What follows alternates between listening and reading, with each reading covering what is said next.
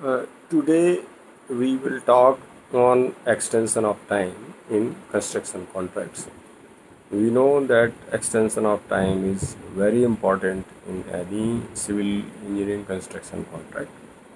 Let us discuss it today. We can discuss extension of time based on policy decision as a policy decision. We can also discuss it as the provisions made in the contract. Then we can correlate it with compensation for delay, as extension of time or EOT is closely related to compensation for delay. Then we can talk about hindrance registers or hindrances and supporting documents. Then we can also discuss what should be done when we make provisions in the tender documents, and then we can touch upon some litigation issues or extension time versus arbitration or court cases as per the contract act also. First, let us discuss contract provisions, and we can take policy part in the last. We know that extension of time is given uh, due to hindrances on behalf of the employer, hindrances due to some unexpected factors which are not part of the contract or are not general. Then maybe extra time required because of extra work, so extension of time for extra work or additional items. Then also there is a provision of extension of time under force majeure conditions or clauses. And if we talk about extension of time and compensation for delay, then EOT is given without levy of compensation. It means that the hindrances are due to employer, and then if EOT is given with compensation for delay, it means compensation is being levied because of delays due to the contractor. Now, in some of the contracts, it is seen that compensation is nominal, or it is as per the discretion of competent authority who is levying the compensation, and there is a maximum limit of the compensation. It may vary from 5% to 10% of the tendered cost. Then in some of the contracts there is a provision of fixed compensation based on already made provisions in the contract, and that is also legal. Now EOT is sometimes also related to escalation clause. It means if EOT is granted without levy of compensation, that means that the escalation will be payable for that extended period to the contractor. So this provision is also made in some of the contracts. It is available in some of the tender documents of some of the organizations. Then there is also a relation of EOT with liquidated damages uh, for the contractor, particularly when he goes in litigation or arbitration. In case this EOT is granted without levy of compensation, thereby it means that the employer agrees that the hindrances were due to the employer. It means that whenever the provision of EOT is there or EOT clause is available in the contract, it shows that the time is not the essence of the contract. So when time is not the essence of contract, then these all extension of time becomes routine.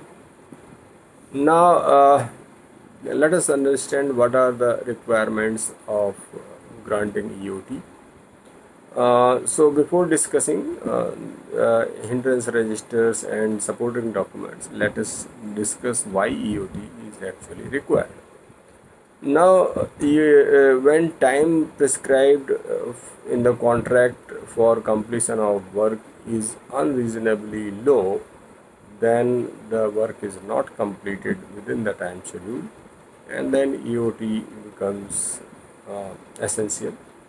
So then thereafter EOT is granted to then the contractor is not resourceful, and or maybe that he is not sticking to the time schedule, even to the milestones, then resulting ultimately the completion of work in delay, or sometimes the contractor is doing deliberate delay. And there are few contractors, because they feel that uh, they will manage, or they will get the EOT without levy of compensation, and then they will be entitled for the escalation.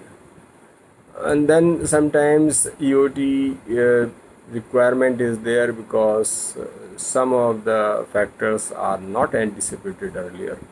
Maybe some court case or litigation case, or NGT ban on materials, say sand, aggregate and all that. Or recently we have seen the COVID-19 conditions also.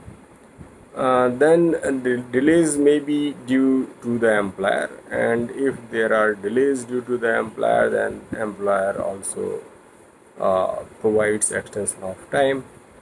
In general, if we discuss a little bit in detail, then delays due to employer may be decisions on the drawings or designs, and maybe delays in handing over the sites, or there are some encumbrances on the site, maybe trees for which permission was to be taken by the employer or something else. And then suppose the drawings were to be supplied by the employer and they are not being supplied in time, or some decision is to be given, then there may be delays, and ultimately maybe that some other contract or contractor is involved, who is also doing the work simultaneously, and delays due to that contractor. Then all these delays are due to employer, and then EOT is granted.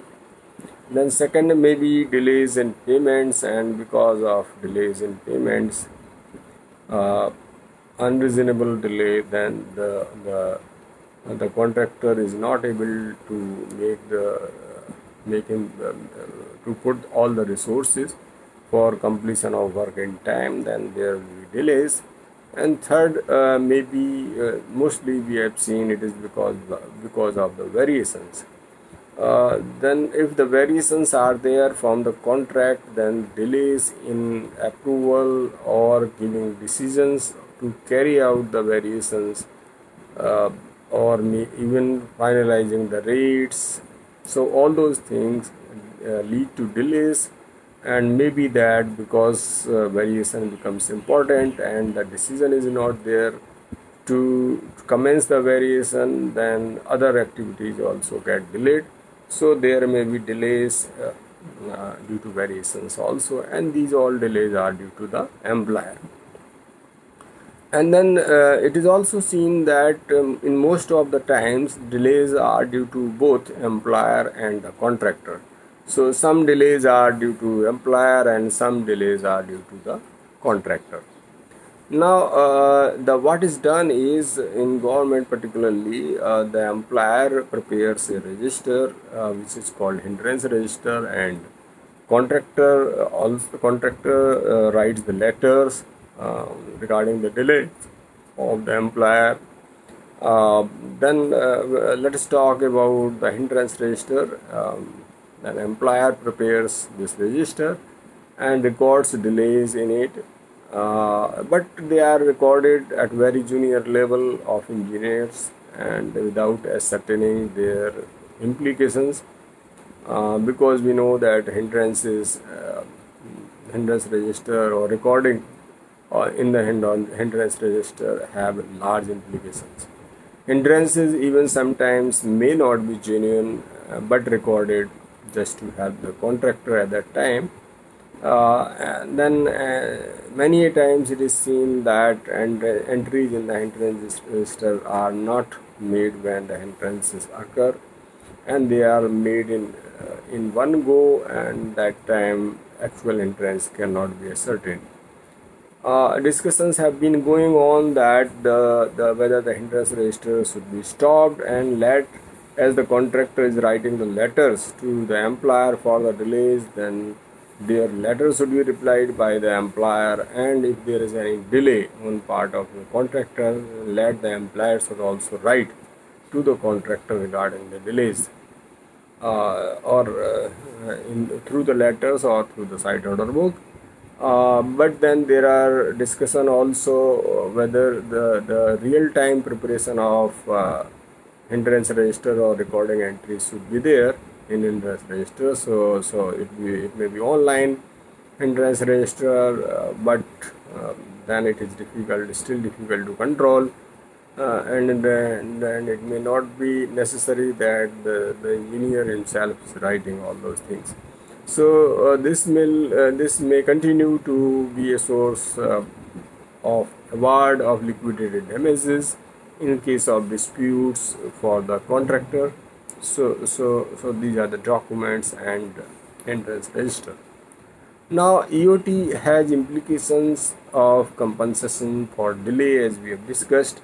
One is that if the hindrances are related to the employer, then EOT is granted without levy of compensation, and if delays are only due to the contractor, then there may be two conditions as we have discussed. One, that compensation may be nominal, because this clause is not under the clause of extension of time. There will be separate clause for compensation for delay, but both are interconnected. That's why we are discussing here. So compensation may be nominal and maybe as per discretion of the compensation levying authority, and if it is less, it is not much amount, then dispute generally is not raised by the contractor. However, it is not certain that no dispute will be raised, but generally disputes are not raised. And if there is a fixed compensation based on provision in the contract, then what happens that generally the disputes arise because of the quantum or amount of the compensation, because it becomes too high, and then the matter goes to litigation, and it is time consuming both for the employer and the contractor. Suppose a contract is for 100 crores and there is a provision for 1% of delay per month, then it will be 1 crore for 1 month of delay, even if the total completion time was 2 years or 3 years. So if 1 crore or 2 crore or 10 crore or 5 crore like that for a contract of 100 crore is levied as compensation, then it becomes too high for the contractor, and then contractor prefers to go for the litigation. So there are some organizations who are thinking to reduce this or overall percentage, or there are some organizations who are feeling that the compensation may be a nominal compensation. If hindrances are by the employer and contractor both, then there is higher problem. Employer generally levies the compensation for delay on the part of the contractor, but what about delay due to the employer? He doesn't consider it. Therefore, during litigation, this part is related is claimed by the contractor as liquidated damages, because the employer has already recovered the compensation for delay on his part, but the liquidated damages suffered by the contractor are not awarded, so that he claims for the liquidated damages. Then then we can discuss whether we can make time as essence of the contract as a policy decision. So suppose what will happen, in fact, we can discuss this. Suppose the time is made essence of the contract, it means that we don't have EOT clause at all in the contract. Then all the site, if that is encumbrance free, then only work will be awarded. All the working drawings, if available, then only work will be awarded, and that must be made part of the contract, so there is no delay during execution. And also there must be restriction of variations, maybe by the percentage, say 5% or 10%, maximum allowed 5% variations, or say 10% variations. And then there should be provisions for timely decisions on the same, and there may be easy way of determination of rates of the variations. Now this may be in many form. We have seen that the rates of variations are derived based on either schedule of rates or market rates. But suppose if the contractor and the employer decides that the rate of variations will be paid like like based on the vouchers of the materials plus labor component and the contractor profit and overhead on the same. So there should be no ambiguity on the rates that the contractor has to submit it from the market, or the employer has to find out the rates from the market and prepare it. So this almost what we say cost plus component can be the basis for driving the rates of the variations. Then once this time is the essence of contract and there's no provision of EOT clause in the contract, then for those contracts we can have a separate contract like this. And then suppose there are some contracts where, or some works where this EOT is essential, and it is thought by the tender inviting authority that EOT provisions should be there. Then we can try these two types of tender documents, one without EOT and second with EOT. And with if there is EOT provision, or say some time that extension is required, then probably we can think whether we can close the work with predefined liquidated damages based on balance work. Suppose 10% work is balance on last day and it can be done by any contractor, then it means the cost of the 10% based on that cost of the 10%, the some percent or the contractor profit and overheads or extra amount which is required to be paid by the employer when he gets the work done through some other contractor, then the cost of that work plus the percentage, that can be the basis for the damages to be recovered from the contractor for the delay. It's not exactly the cost also, but because it has not been paid, but cost may be the basis for working out the cost to be recovered, or amount to be recovered for the balance work. Suppose 20% extra is anticipated, then 20% of the balance work amount can be the liquidated damages. Then other condition may be that contract has to be completed, and it will not be advisable for the employer to get new contractor. Then for the balance work, compensation based on delay and balance work both may be decided, and that may be the condition of the contract conditions. So that way we can do. So it means that there may be three conditions. One where there is no EOT clause. Second, EOT clause where liquidated damages are predefined, and third, that the compensation will be decided based on the delay and also on the balance work concept. Thank you very much. I am KM Soni, retired ADG from security. Thanks a lot.